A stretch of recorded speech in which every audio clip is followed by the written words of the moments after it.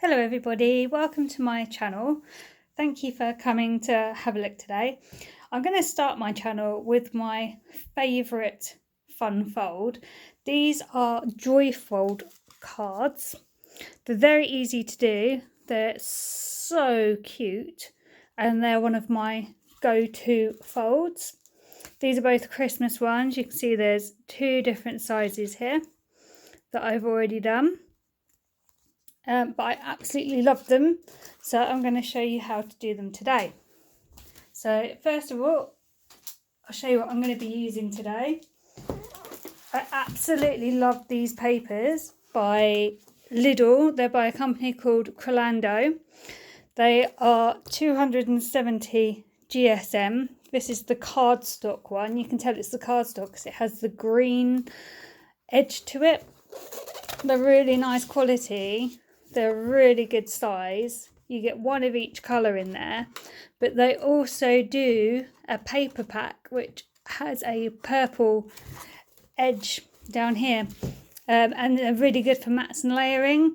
Lidl don't always have them in, but they had them the other week, so I went and stocked up. So for this card I actually needed 2 of these red sheets, so I've actually had to use 2 separate of my card pads. The next thing I'm going to be using is the Helz Cuppleditch range. I absolutely love this range. This is the Christmas Village Decoupage kit, and inside they're glittery, they're really easy to use, and they make really nice toppers. You can see I've already used a few as I flick through, but they're absolutely gorgeous, and they're all numbered, so you can see which order you make them all up in, but they're gorgeous. And I have here the matching papers, which I'm going to be using in the video as well. This is the 6x6 pad. You can get an 8x8 and you can get a 12x12, but they are just so cute and I just love them. Some of them are glittery, and they just all work really nicely together. So this is what you get in the 6x6 pack. Starting to come on to the glittery ones now. Don't know if you can see that. Got the cute little penguins and reindeer. I just love them. I'm absolutely addicted to this range. I like the Beach Life range as well, which is another one of her ranges. You'll probably see that me use that in another video. This is the sparkly, don't know if it's showing up, the little lights. So I'm going to be using those papers. And then just as decoration, I've got some Christmassy buttons, some baker's twine, and just to thread through the button, it's like a very fine, shiny twine. Wasn't very expensive, and I have some foam pads as well. So let's get on to the card. Okay, I'm going to be using a hunky Dory scoreboard. I absolutely love my scoreboard. It's got inches one side and it has centimetres the other side, so I'm going to be working in inches today. So for this card I've already prepped a lot of it. To make the card base you need a piece of card that measures 6 inches by 10 inches. Then you're going to need a second piece of card that measures 5 inches by 9 inches. And then for your mats, we have a piece of decorative card which measures 5 3/4 by 5 3/4. It's really important that if you're using one that has pictures, like on these ones here, that you get them the right way up. But the ones I'm using today don't have, so that's going to be fine. You need another piece of decorative card. This one measures 4 1/4 by 4 3/4. And then a last piece of decorative paper, which is 3 3/4 by 5 3/4. And then I've just made up one of the little decoupage toppers, and I have a little topper to go on top. It's all glittery, just as a sentiment. So on your big piece of card, on the 10-inch side, you're going to want to score at 4 inches.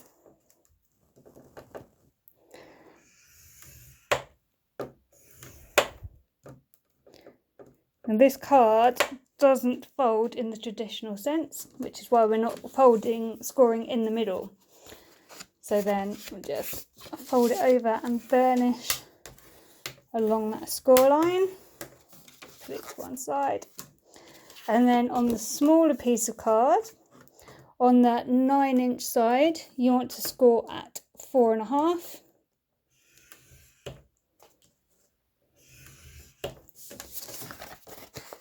And then we'll fold that over and burnish. And that is pretty much your card base done. And it's going to go together like this, with the smaller piece going partially inside the card, and then it will open to the left. So now all we have to do is put our mats and layers on. So I'm going to use a wet glue, and I like wet glues because they give you a little bit of wiggle room if you don't get it on exactly where you want it the first time. So I'm just putting some glue on the back of my first patterned paper. This is the layer that was 5 3/4 by 5 3/4, and this is going on the inside of the card. I'm just going all around, making sure it's as close to the edges as I can without leaking out. Get rid of that in a minute.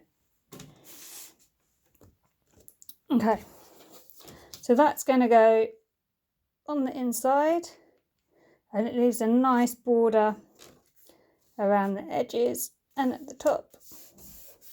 So just eyeball it, really. There's no exact measurements for putting this piece in, as long as the edges are kind of the same distance. So that's your first piece. Then you're going to get the bit that's 3 3/4 by 5 3/4, and that is coming onto this flap here. So just put a bit of glue all around that piece. You can use double-sided tape if you want. I just prefer the wet glue because it gives me, as I say, the wiggle room if I don't get it exactly where I want it the first time. That is going to go on here. I'm happy with that. Just really press it down. Okay, now you have the smaller piece of card, which is going to go on the inside and fold over, and we have the matte layer for that as well. So what I'm going to do is I'm actually going to glue the matte layer on before I put the whole thing inside. So I'm just going to put some glue around. This glue is from Hobbycraft. It's the Bostik. I've nearly used this one up now, which is why I'm struggling a bit and why the label's kind of unreadable, but I really like this glue. I have stocked up when it was on offer quite a while ago now, so I've got more. I'm sure in future tutorials you will see that it's a lot easier to use than it has been today. So I'm just going to pop this one on here, just trying to get my borders to be roughly the same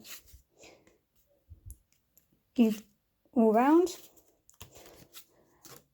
And now we're going to glue that inside like that. I'm just going to get some glue, again, all around the edges. Don't have to be too neat, because you don't see this anyway. Just needs to be enough that it will stick in place. Okay, so this one, you want to leave a bit of a distance between the edge of the card.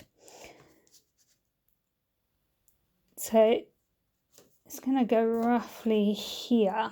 So you still have a border inside your card. So if you see, that distance there is roughly the same as that distance there, and these two distances are the same. There's no exact measurements for it, it's literally what you're happy with.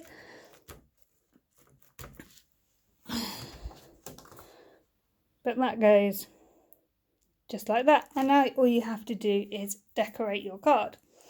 So I have my topper here, which I think is going to go roughly there, and I have my hope and joy, which I think I'm going to stick just up there. Yeah, I'm going to flip that over. Now the topper I'm just going to glue on, but the sentiment I'm actually going to put on with foam pads, just because the topper has raised parts to it, and I think it will just help the sentiment stand out a bit if I raise it up. And I'm going to put that roughly in the middle, and then I'm going to grab a couple of foam pads,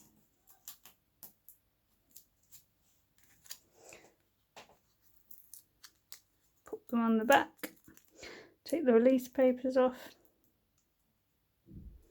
got no fingernails left.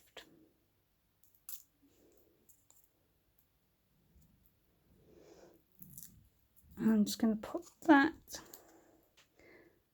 up there. Yep, I really like that. So that is what the card looks like right now. It'll open up. Now inside I'm going to use the other part of the decoupage, however you say it, sheet for this particular topper. I can find where I was. So it actually just says "Have a Merry Christmas," and it's a little bit glittery. So I'm going to stick that inside again. I'm just going to use glue to put this one in. I'm not going to use anything fancy. I'm happy with it being just flat down. Let's get a little bit of glue. Glue that on. I just don't want it coming out the edges because this isn't a dry clear glue. So I'm just going to put that roughly in the middle there. Push it down. Awesome. And there we go. Now I didn't actually use the buttons or baler's twine this time, but it could have gone just up the side there if I'd have decided to do that. But I'm really happy with that. So that's a 6x6 card. It will fit in a 6x6 envelope. As you can see, it's so cute. You can use any papers you want, any cardstock you want. I just thought it might be helpful to tell you what I've been using today. I'm going to put some more videos up as the weeks go on, so I hope you'll come back and have a look at those. If you've liked my video, please give me a little thumbs up, and feel free to subscribe to my channel and hit the bell if you want to receive updates when I put the videos on. Thanks for watching today. I hope you've enjoyed the video. Bye.